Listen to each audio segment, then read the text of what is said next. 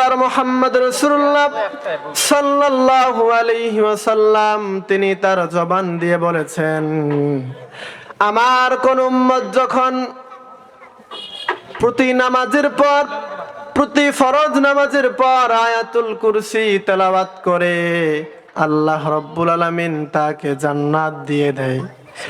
কিন্তু ওই ব্যক্তি জান্নাত পায় না কেন? পয়গম্বর বলে ইল্লাল মাউত, ওই ব্যক্তি মরে না, সেজন্য আল্লাহ রাব্বুল আলামিন তাকে জান্নাত দেয় না। আমরা এই হাদিস দ্বারা বুঝতে পারলাম ওই ব্যক্তি যখনই মারা যাবে আল্লাহ রাব্বুল আলামিন তাকে আয়াতুল কুরসির বিনিময়ে তাকে জান্নাত দিয়ে দেবেন। সুবহানাল্লাহ বলেন। ভাইরা আমার, আল্লাহ রাব্বুল আলামিন আয়াতুল কুরসির ভিতরে তার 10টা গুণ বর্ণনা করেছেন।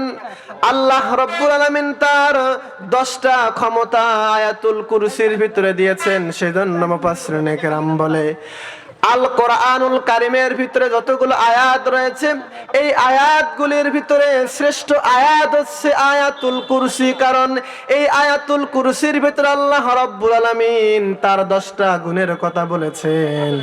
পয়গম্বর বলে এই 10টা গুণে যেই সকল আল্লাহর বান্দারা গুণে গুণান্বিত হতে পারবে, আল্লাহ রাব্বুল আলামিন তাকে কিয়ামতের ময়দানে জান্নাত দিয়ে দেবে। জোরে বলি সুবহানাল্লাহ।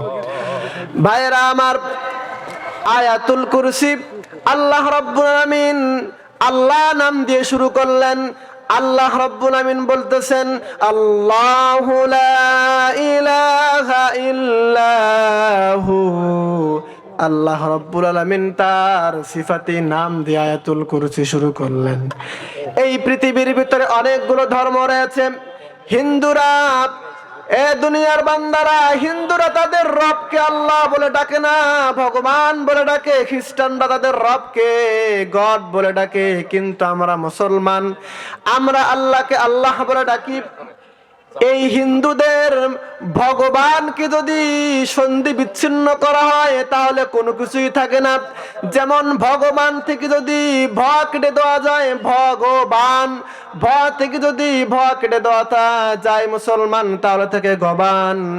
এই গবান মানে কাটো শিরো মারো শেষ করে দাও। আবার যদি আমরা গবান থেকে গ বাদ দিয়ে তাহলে থাকে বান, বান মানে মানুষকে জাদু করো, টোনা করো, মানুষের প্রতি খারাপ কিছু করো। আবার আমরা বান থেকে বয় আকার কেটে দিলাম, তাহলে থাকে দন্তেন না। দন্তেন না মানে আছে নেই, তাদের ভগবান নেই। কিন্তু আমরা এমন একজন আল্লাহকে পেয়েছি, এই আল্লাহকে যদি আমরা ভেঙ্গে ভেঙ্গে পড়ি তারপরে আল্লাহ রাব্বুল আলামিনের পরিচয় খুঁজে পাওয়া যায়। জোরে বলি সুবহানাল্লাহ। আমরা আল্লাহ নামের সন্ধি বিচ্ছিন্ন করব এবার। আল্লাহ, এ দুনিয়ার বান্দারা, আল্লাহ নামটা আল্লাহ রাব্বুল আলামিন এমন ভাবে দিলেন, আল্লাহ থেকে যদি আমরা আলিফ বা হামজাকে ফেলায়া দেই তাহলে থাকে লিল্লাহ। এই লিল্লাহ দিয়ে আল্লাহ রাব্বুল আলামিনের পরিচয় খুঁজে পাওয়া যায়। আল্লাহ রাব্বুল আলামিন বলে লিল্লাহি মা ফিস সামাওয়াতি ওয়া মা ফিল আরদ। আল্লাহু আকবার বলেন। আল্লাহ রাব্বুল আলামিন বলে, আবার যদি এই লিল্লাহ থেকে আরেকটা লাম ফেলায় দেওয়া হয় তাহলে থাকে লাহু। এই লাহু দিয়ে আল্লাহ রাব্বুল আলামিনের পরিচয় খুঁজে পাওয়া যায়। আল্লাহ রাব্বুল আলামিন বলে লাহু মা ফিস সামাওয়াতি ওয়াল আরদ। আল্লাহ রাব্বুল আলামিন বলে আমি আল্লাহর নামটা তোমরা ভাঙ্গায়া ভাঙ্গায়া পড়লেও আমি আল্লাহর পরিচয় তোমরা খুঁজে পাবা। লাহু থেকে যদি আমরা আরেকটা লাম ফেলায়া দেই তাহলে থাকে হু। এই হা দিয়ে আল্লাহ রাব্বুল আলামিনের পরিচয় খুঁজে পাওয়া যায়। আল্লাহ রাব্বুল আলামিন বলে হুয়াল্লাহুল্লাযী লা ইলাহা ইল্লাহু। আমরা আল্লাহ রাব্বুল আলামিনের নামটা ভেঙ্গে ভেঙ্গে পড়লাম, আল্লাহ রাব্বুল আলামিনের আমরা পরিচয় খুঁজে পাইলাম।